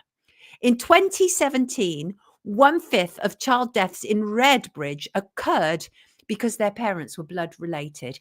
And yet what we have is a Labour MP, Iqbal Hussain Mohammed, in Parliament defending child cousin marriage, defending it. It's really bad. Okay. And what we also know is in North England, in Bradford, to be precise, 46% of women of Pakistani heritage are having children with their cousins. It's extreme inbreeding in the UK. This is not okay. And I've seen the leading authorities in the mosques saying, no, this isn't an issue. We shouldn't be discussing this now. Why not? Why shouldn't we be discussing this? Do you want me to shout about it, Marie? It's insane. North Yorkshire is lovely, but unfortunately and also I would argue that a lot of these women are being coerced, right? They're being coerced because all evidence that we know shows that first cousin marriages does not enhance family relations, family bonds, anything like that. We already know that scientifically it's dangerous. Scientifically it's dangerous. But I would hazard a guess that a lot of these women are not marrying people they want to. They're marrying people that they're forced to. Because you know what happens to a lot of these women when they marry men who their family don't approve of, right? The so-called honor killings, nothing honorable about it. Arranged marriage. Yes. Halo said no to their parents and was abandoned at 17. Diane said they still practice the dowry system. They marry cousins, so the money stays in the family. I was told this by a Pakistani woman in a cousin marriage. Intel Lady is a Yorkshire girl. We love her. We love her very much. It's weird. I'm sorry, it's weird. It's just such weird behavior.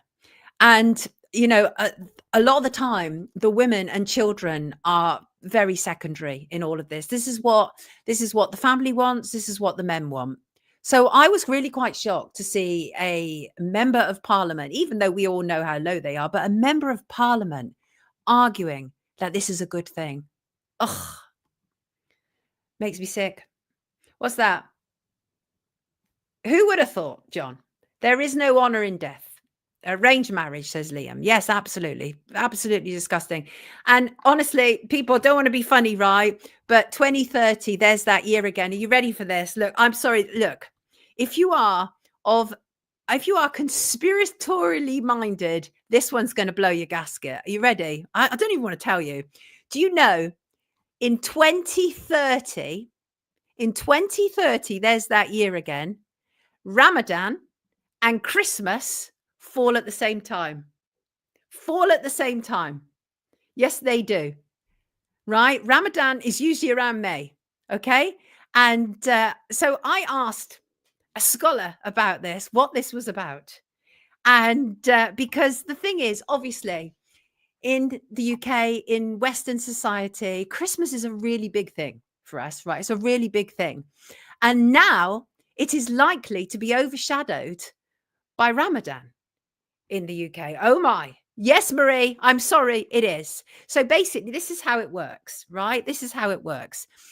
Ramadan, every year, Ramadan goes back 10 to 11 days, which is why by the time it gets to 2030, we get Ramadan twice. It will be in January and then in December. Yes, Marie, it follows the moon cycle. I think, I think it's really interesting. I literally do. And Ramadan, of course, for those who aren't familiar, it's a period of fasting. And then Eid at the end of it marks the end of the fast, is the one day when Muslims are not allowed to fast. And it is Eid that will be falling on the 25th of December. I don't make this up. Why am I not surprised? I'm just delivering the message. But quite shocking, really, isn't it? Quite shocking. I think so.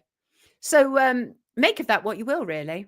Make of that what you will. Tell you what, you want some good news? The World Economic Forum are upset. They are upset. They are saying for 2030, there's that year again. Based on the last 4 years of progress, no sectors are on track to meet 2030 net zero targets. Well done, everybody. Well done, everybody. Vanessa's pointing out Jesus was not born in December. I hear you, dear. I hear you. Wasn't he said to have been born in April? But the point is that we celebrate it, don't we? We celebrate it as a staple, as a staple that the 25th of December is Christmas. We don't associate it with any other holidays. So I just think that's interesting. Wef can kiss my sugar-dusted ass. I like that MT70. Isn't that lovely? They're not happy. They're not on target. April the 1st, Shug, is that right? Why was what legal in the first place? What's that?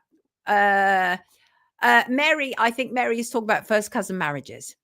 I'm afraid there is rather a lot of bad news today. I really don't want it to be. I'm going to end on a high note, though. I'm going to make sure to end on a high note.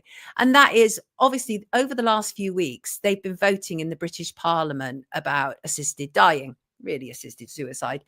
Well, of course, there are other places around the world where we can look and see what's going on. And one of the places that my guests often say to me when they come here and they're talking about assisted dying is, look what's happening in Canada. So I thought, well, let me have a look what's happening in Canada. I wasn't happy. Canada legalized assisted dying in 2016. In Canada, euthanasia now accounts for nearly 1 in 20 deaths. Think about that. 1 in 20 are now dying in Canada as a consequence of assisted suicide. Look at that. Canada is among one of the few countries that has introduced assisted dying laws in the past decade. Others include Australia, New Zealand, Spain, and Austria. And Health Canada has released new figures that show the rate of assisted dying in Canada has increased by nearly 16% in 2023. And Jacqueline, there is actually a ethnic demographic to this. Around 96% of the recipients have been identified as white people, who account for about 70% of Canada's population. It's unclear what has caused this disparity. The second most reported ethnic group for assisted dying were East Asians. And let me read you some really disturbing facts about this. So there's a lot of controversy about this issue, and as well there should be, but 1 in 20 should not be ignored. 1 in 20 should not be ignored. Yes, Mels, correct. And there's a number of things here, right? One of the things that really disturbs me is we heard about people with histories of depression, suicidal thoughts, and that one certainly was a woman in her 50s. Her request for euthanasia was granted after she failed to secure housing that could meet her medical needs. And this is when we've talked about this on here, and we've had people who are pro-euthanasia, they're like, that's not happening. That's not happening at all. This woman failed to find housing that would satisfy her medical needs. And so she saw herself as a burden and enabled herself to be taken out. Taken out. Unbelievable. Unbelievable. I mean, there was another case that also made headlines, a Nova Scotia cancer patient who said she was asked if she was aware of assisted dying as an option twice as she underwent mastectomy surgeries. So they are asking them, they're introducing this, oh, look, you're having a surgery, but are you aware that we can assist you to die? They're literally doing this in Canada. It is evil. This is evil. This is very evil.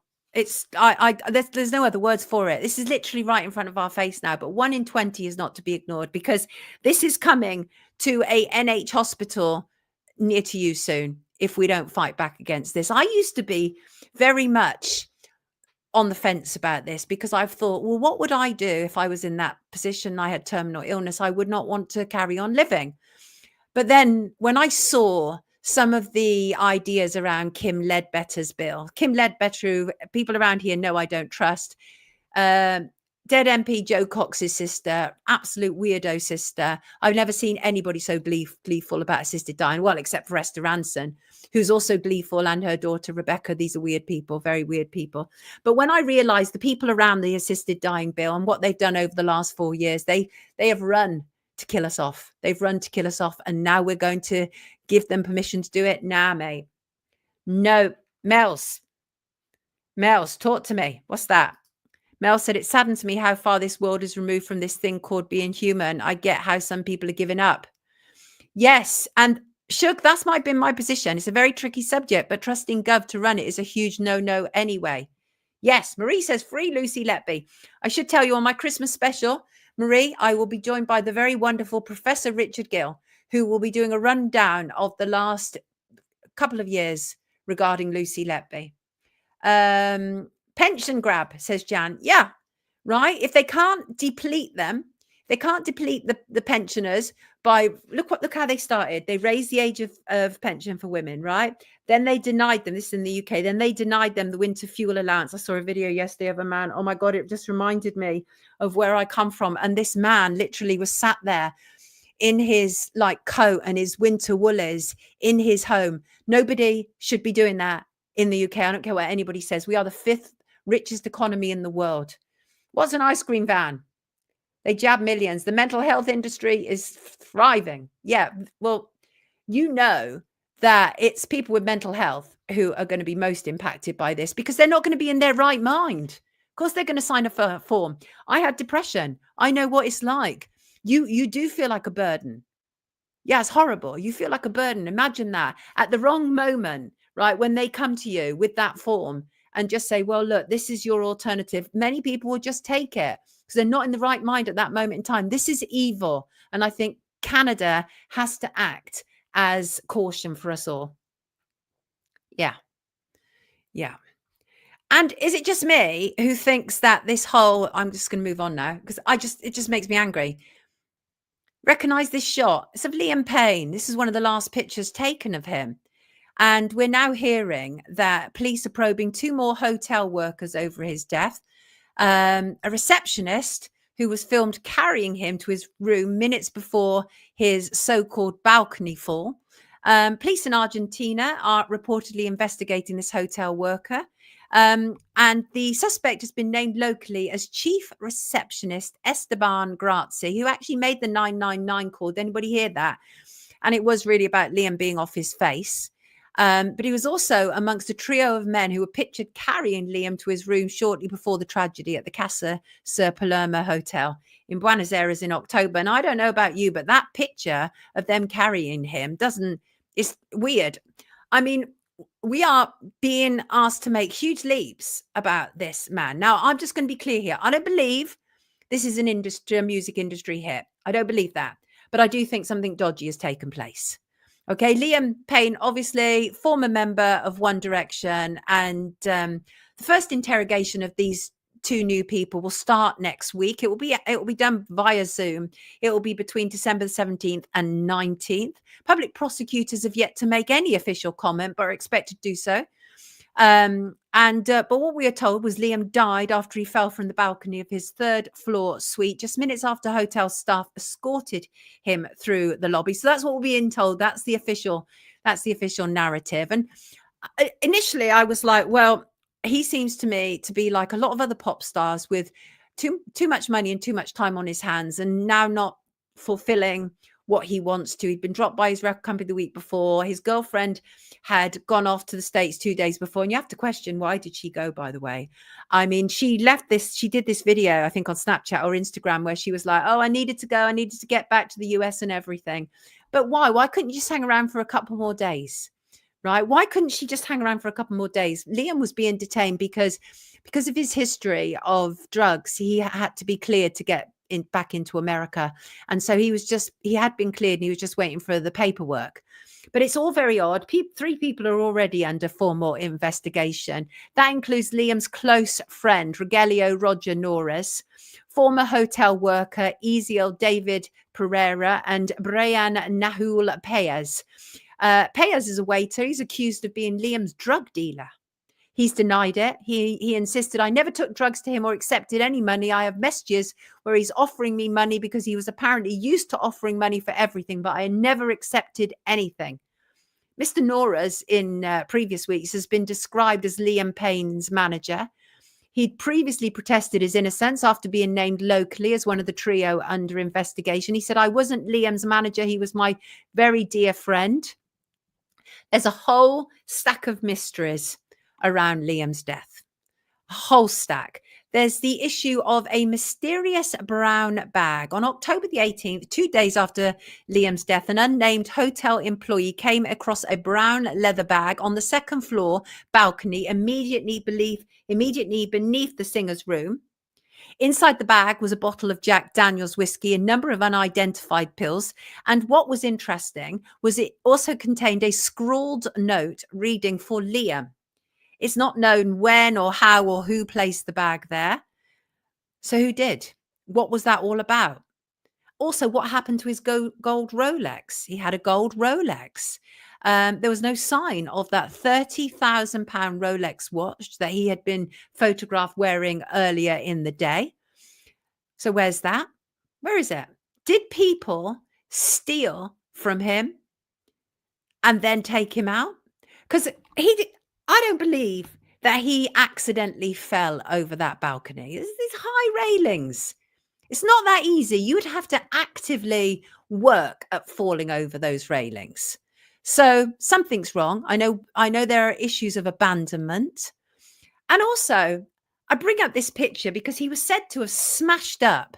This actually was taken at 4:26 p.m., some 30 minutes prior to his fall. He was pictured using his laptop in the hotel lobby, and actually a closer look shows that he was working on the remix of a track. This is not somebody who's planning to kill themselves. That's future thinking if you're working on the remix of a track. So that's odd. Who smashed up his laptop?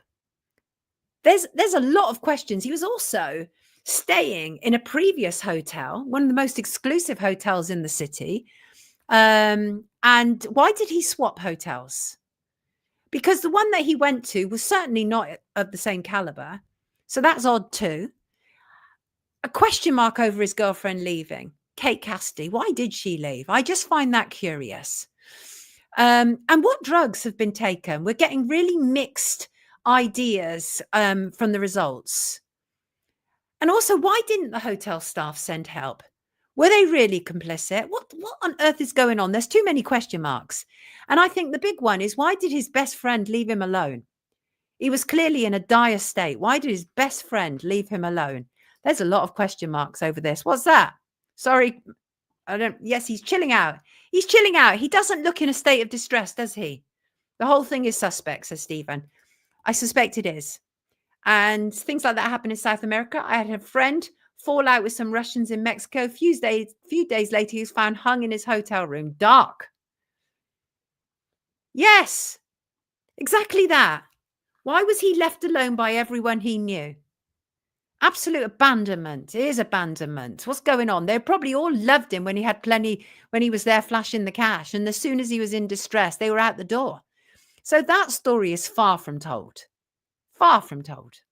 Much more to that. Jan doesn't think he's chilling. Jan doesn't think he's chilling. Weekend at Bernie's vibes. Brett also wants to know if he's alive. It looks staged. Interesting. Very interesting. Odd stuff. We are finishing at 11 o'clock today, people, by hook or by crook. That is my new aim. 9 to 11. Structure. Let me bring in Claire, who sent me an image. This is hilarious. She said, chemtrails used in Dundee culture advertising. Check this out, people. This is advertising for Dundee.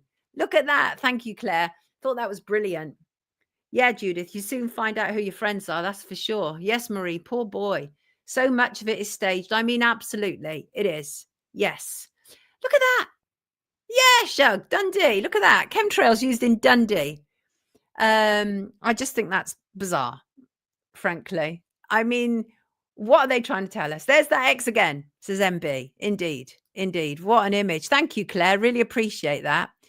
And I see that LGBT soldiers are to be handed up to £70,000 each after being thrown out of the military due to their sexuality. I interviewed a former soldier who was very savagely, seriously, sexually attacked. The video is on my YouTube, and he suffered because he was a gay man in the military. So, you know, awful. Awful. We're finding out so much about this world, aren't we? And good news, the UK government has announced that it is permanently banning puberty blockers for under 18s with gender dysphoria from January 2025. About time. I'm shocked by that, really, because Wes Streeting, who was leading that, I've told you this before, he was part of a secret Facebook group that was supporting a trans-identified male who was in Labour. And Wes Streeting was part of this secret Facebook group that was doxing people, including me, for asking questions about this trans-identified male. So I'm quite shocked that Wes Streeting is leading this. Quite shocked. So I would say that's probably something else. This is good news, Stevens. That is good news. That's two lots of good news. And so, yeah, that's protecting children. Yes, yes. And what about UK pubs? Digital ID. I've been reading about that. You know, they are absolutely determined to have digital ID. And now they're talking about how if you've forgotten your driving license or passport when buying alcohol, you will soon be able to use a government-backed digital ID card that will be introduced in 2025. Guess who's pushing hard for this? Tony Blair, because Tony Blair has been on this for a very long time. Those new changes, by the way, are currently being passed through the data bill before Parliament. Keep liking, keep sharing, says Marie. Yes. Yes, Brett. Absolutely. What's the significance of X all the time? Even Merry Xmas, which has been around for some time, and kisses are X. Mel is concerned about X on the world stage. So yeah, I think they were going to get digital ID in one way or another. So what they're going to do is they're going to target people who are potentially, who they say are underage and have to have ID. Because going back to what Radha Stirling was saying earlier, and that is 18-year-olds don't go into foreign countries, right, and necessarily observe the laws. And the same with here is that 18-year-olds are going to be like, yeah, just give me the digital ID. Well, a lot of them will, not all, but a lot of them will be, just give me the digital ID. It'll save me hassle, it'll save me having to take out my own ID, which could get lost. Yes, exactly, Jan. Carry your digital ID on your phone when there's no signal. Show your driving license or passport. They work without a signal. Blair should be behind bars, says Mike. I don't think you're going to get any opposition to that. DD said Tony Blair is still breathing free air, is very dangerous to the psyche of this nation. Blair is bent, says Captain Flint. So that's what they're going to do. The current online system uses a two-step identification process, yet the new app will use a single sign-on. So that's what it's all about, isn't it? It's all about, this is going to be so much more convenient for you kids. It's going to save you time and energy and effort. Yes. Here's my digital ID, says Dee, and it appears to be a middle finger in the air. Anyone can get a provisional driving license. We love a good pub, and I know the landlords, and no one will be asking me for ID, says Hamish. Got ya. And what is going on with the Metropolitan Police and the BBC, I ask? And I ask that because DJ Tim Westwood, an official report by the BBC into his conduct has been put on hold at the request of the Metropolitan Police. And the report is into what did the corporation know about Westwood's alleged behaviour. Do you know what? It's already cost £3 million. £3 million the BBC have paid of anybody who's mug enough to buy the TV licence. £3 million. Westwood faces sexual abuse allegations from multiple women. Multiple. He strongly denies all allegations of inappropriate behaviour. I have first-hand experience of Tim Westwood. I knew him fairly well. We were both involved in hip-hop at the same time, and we hated each other. I would say I hated him more, but he might say he hated me more. Who cares? We hated each other. I didn't like him. I didn't like the power that he had over the record companies. I worked with Max and Dave, who were original hip-hop DJs. I worked with them on Kiss. I did the Street Knowledge spot on their show, on their hip-hop show. And Westwood was very much in opposition. And the record companies treated Tim Westwood as if he was the second coming. It made me sick. If Westwood wanted to interview a hip-hop artist, he would often say, I will only interview them if nobody else interviews them. Or I'll only play that track if I'm the only one who gets it, right? He had that much power and the record companies went along with it. Yeah, that's right, Stephen. Westwood did start on Capital Radio before he went to Radio 1. Yes, he did. And yes, Michael, that does seem to be a requirement at the corporation. The thing is, Westwood is accused of assault on a number of teenage girls. Now, Johnny Vedmore tells the story of when he used to work in a hotel, I think in Cardiff, and Westwood was playing in Cardiff. And Johnny Vedmore says he recalls young girls in a line, lining up outside Westwood's room to go in. And these were young girls. It happens all over. I just like, who is protecting these children? Westwood is totally cringeworthy, Lisa. You know that obviously his voice is all put on because he's the son of a vicar, right? He's a middle-class son of a vicar. Yeah, he always sounded like a gangster rapper from Watts. So he's totally put on, but it's really frustrating so that this publication has been paused. The BBC has been clear that it intends to publish the report. Big whoop, right?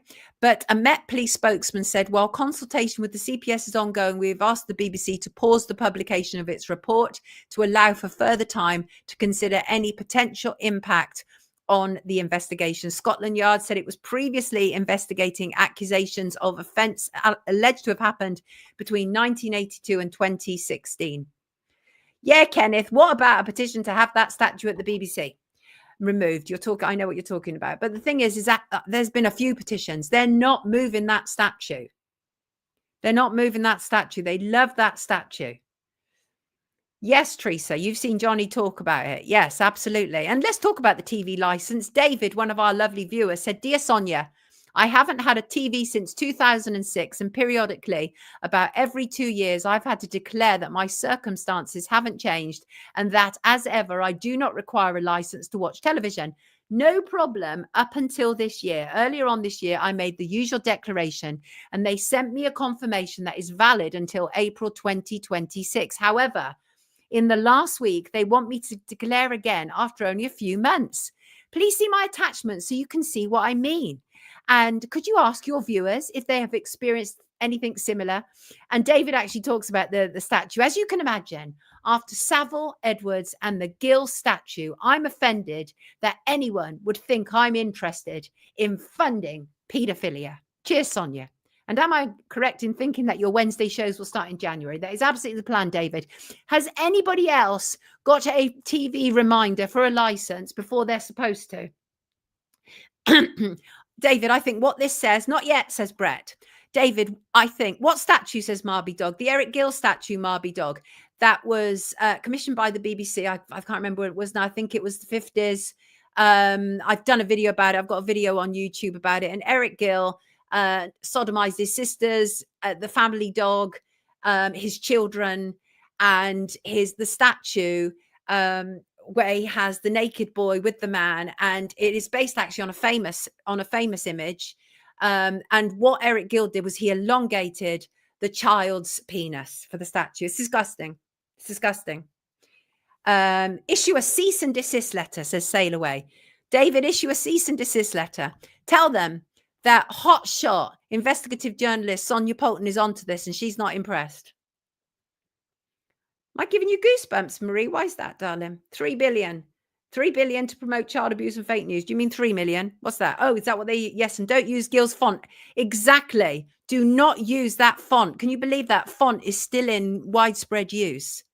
Yes. Mel's hasn't paid for 8 years. Synchronicity. And I have a red reminder here in front of me, lol.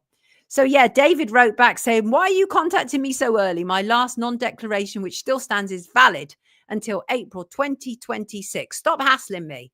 Good for you, David. And I thought I'd look into it, by the way. Do you know that around 500,000 British householders cancelled their TV license last year? Right? The number of payers have now fallen to 23.9 million. 23.9 million, that's still too many. But 500,000 cancelled last year. Keep it up, people. Right? Keep it up. Daddy said, cancelled my pedo teletax last Jan and got letter this week saying I need to keep Britain's brainwashing cult updated. Well, it's going straight on the fire. What, the fire that they're trying to ban this Christmas? And by the way, who else is absolutely ticked off that they're spending £46 million of taxpayer money on a memorial for the late Queen in St. James's Park? 46 million. They make me sick.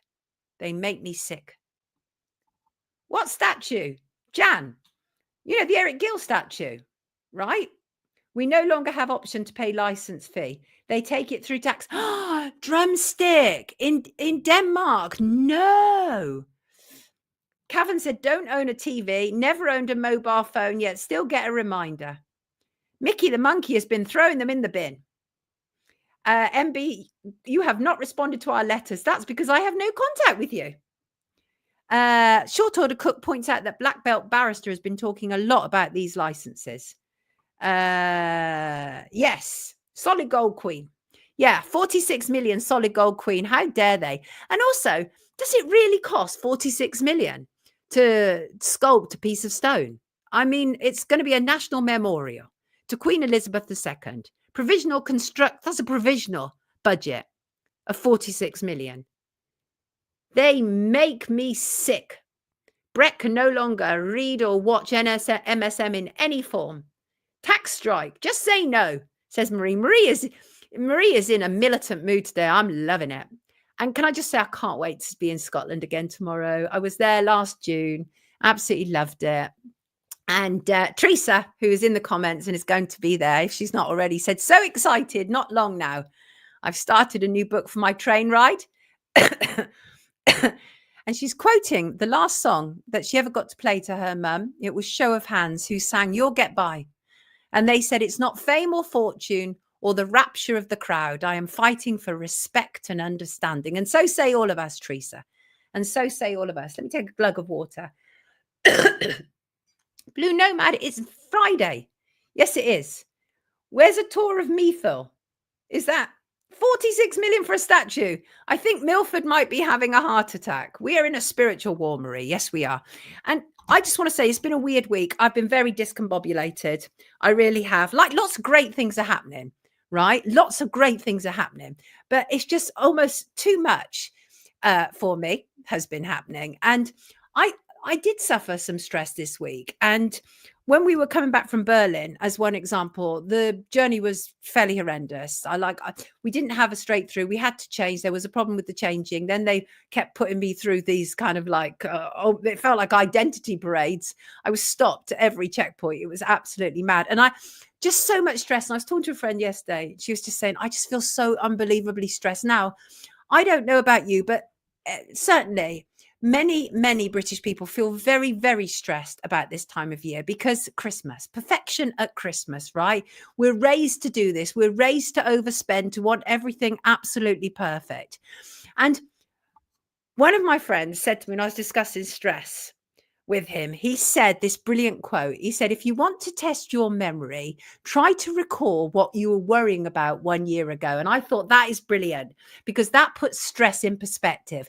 Stress really kind of takes over your body, right? I mean, it was just so horrible. I really felt like all of the traveling and everything. And we had a brilliant time in Berlin. I absolutely loved it, but I didn't enjoy the traveling. And it did create a lot of stress for me. And then I had all these deadlines and organizing Christmas and everything, just so much all piling up. And max out the credit card for Jesus, says the Blue Nomad. So anyway, I know that lots of people are feeling very stressed at the moment. And so I just wanted to kind of like do a little breakdown of stress and how you can know if you've got it, what kind of toll it takes and how you can counter it. Signs of stress might be anxiety, angry, aggressive, sad, irritable, frustrated, depressed.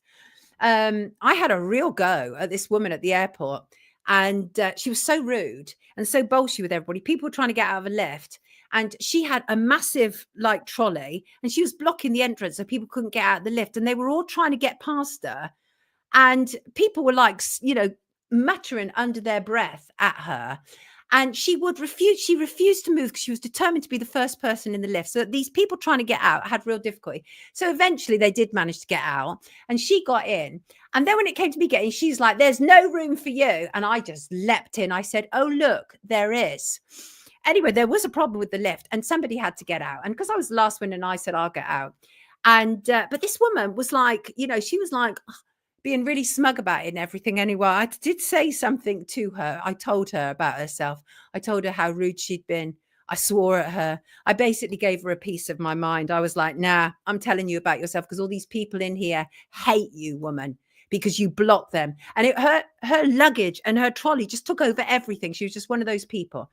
And so, yeah, I just told her about herself, crazy bunny. Yeah, I did. Because people like that make me sick, right? A lot of people, they won't. They're really embarrassed to say anything. I'm not that person. I am that person who will say something. But the stress also took an impact as well. And I was probably a little bit more profane than I might ordinarily be. No, I didn't use the C word. I used the other one. Yes, I did. And the thing is, body reacts so negatively to stress. You get headaches, you get nausea, you get indigestion, you can get digestive problems, aches and pains. And it just kind of goes on and on. Yes, exactly like them, Shug. Those folks in the supermarket aisles who take up the whole width of the aisle. Yes, annoying. Yes, Blue Nomad. Sometimes it has to be done. I'm just waiting for a video to surface online now where you see me telling a complete stranger to off and telling her about herself. But you know what? I'll face it. I'll deal with it. Yes, I will. And you know what? Anybody can be affected by stress, and stress certainly around this time of the year. A lot of people are affected by debt and financial insecurity. Please do not get yourself into debt for Christmas. I beg you.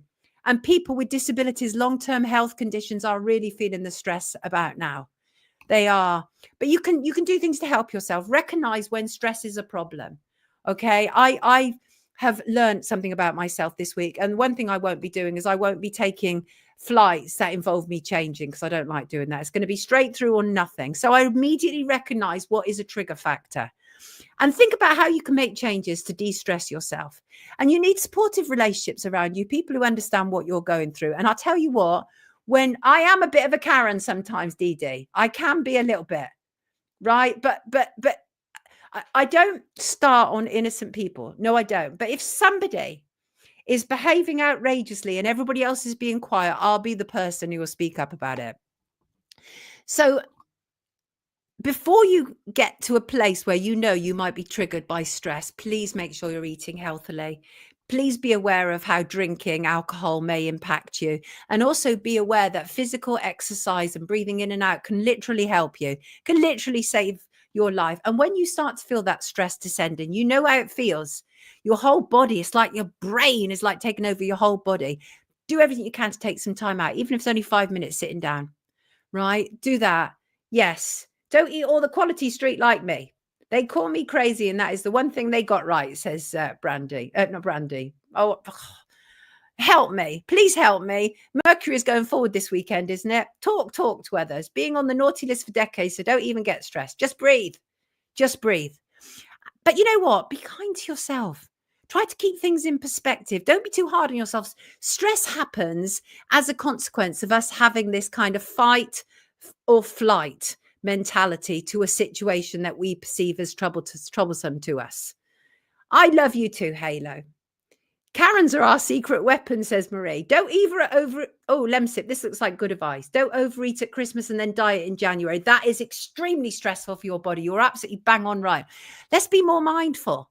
I think it's really important to be more mindful. And if you need professional help dealing with stress, get some. I might. Who knows? Do you know what, Jean? Thank you so much for talking about this, Sonia. It greatly affects us all at this time. Yes, exactly. And don't be hard on yourself, right? We live in high pressures environments where we're often on a hamster wheel. We have to earn a living. And then obviously there's all the pressures hitting us at Christmas. Parents are under so much pressure. I remember when my girl was little, they put that pester power thing, right, that they put on parents, where they designate certain toys as the must-haves, and then they make sure that there's short supply for them. You know what they do? They do that. There's loads of treatment you can get, by the way, including CBT. Some people feel that might not help them, but I've heard people say that CBT, cognitive behavioral therapy, can really help reduce stress. Reba, you're feeling it, are you? Too much right now, especially with trying to keep an eye on the latest food items to avoid due to added ingredients. It's exhausting. The darkness feels overwhelming in the world. Maria's drinking goat's milk this Xmas. Lemsip often gets stressed at Christmas. I went off my food, even on Christmas Day. It's colder in January, so I ate more then. Yes, organic butter is safe, Jan. It's supposed to be, but do read your labels. Do read your labels. Any store-bought milk free from Arla? John, that's a big question. That's a big question. We showed a list on Monday, and I'm not sure there is. It's not fair, Gwyneth. Gwyneth is a Karen. Says using the word Karen is not fair on people. I spoke my truth as a Karen, then, oh, you're not, you're called Gwyneth. Then started seeing the shaming of the word. I had to change my online name. Please don't use that term to vilify truth. Gwyneth, I agree with you. I was telling the truth when I told this woman about herself. Absolutely. Carol has had just under 30 years of no TV license and not declared nothing to them. Bill is in the bin. Oh, Gwyneth's name is Karen. Well, I have friends called Karen, and it's not fair. You're absolutely right. Maria's saying I've sabotaged Arla. Maria's very busy today. So yes, please be kind to yourself. Most important thing, be mindful. If you know you have stress triggers, especially about now, stop, think, is it really worth getting yourself in debt, using that credit card? Is it really worth it? Truly, the pressure on us is unconscionable, and they do it deliberately. They start with our children and they work on up, that we have to have everything perfect. I used to be that person at Christmas, right? We used to take it in turns in our family to have each other over for Christmas Day. And one year, this is when I still ate meat, I cooked 3 meats, endless dishes, and everything had to be perfect, including the cutlery. It's ridiculous. People get themselves into this insane mind state. Not anymore.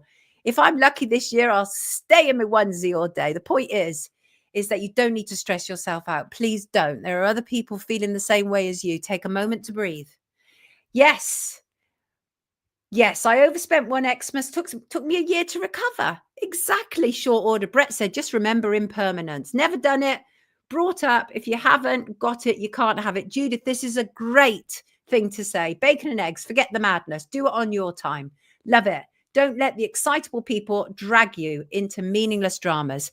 And I want to end on a quote, which is, the greatest weapon against stress is our ability to choose one thought over another. Remember, people, we can only have one thought at any one moment in time. So the minute that a stressful thought descends, I'm going to do this myself because I have to work on my own stress. I realize that now.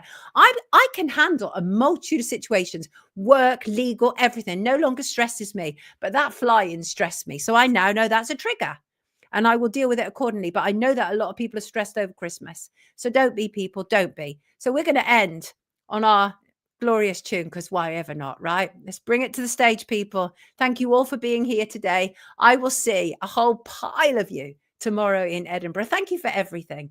Thank you for everything. Thank you for all your emails. Thank you for being here today. Thank you for watching on Catch Up. I truly appreciate each and every one of you. Are you ready? Thank you, Merv. Love you, darling. Thank you, Colin. Are we ready? Nearly nailed it. Let's go. Ho, ho! Merry Christmas! You can't handle the truth. Good morning, beautiful people. We are live. The sun is rising, the sky is blue. Good morning, grand risings, let's see what's new. It's the time of day for Sonia and crew. Good morning, grand risings. It's time to wake up. Sonia Poulton, Sonia Poulton, Thank you all so much. Sonia Thank you all for being Sonia here today. Take care of each other and don't forget to breathe. What a brilliant thing to say, the Blue Nomad. And thank you, Marcus. And of course, for our tune, everybody have a terrific weekend. I will see you Monday as normal. Take good care of yourself. 11:01. We nearly did it. Take care. Love you.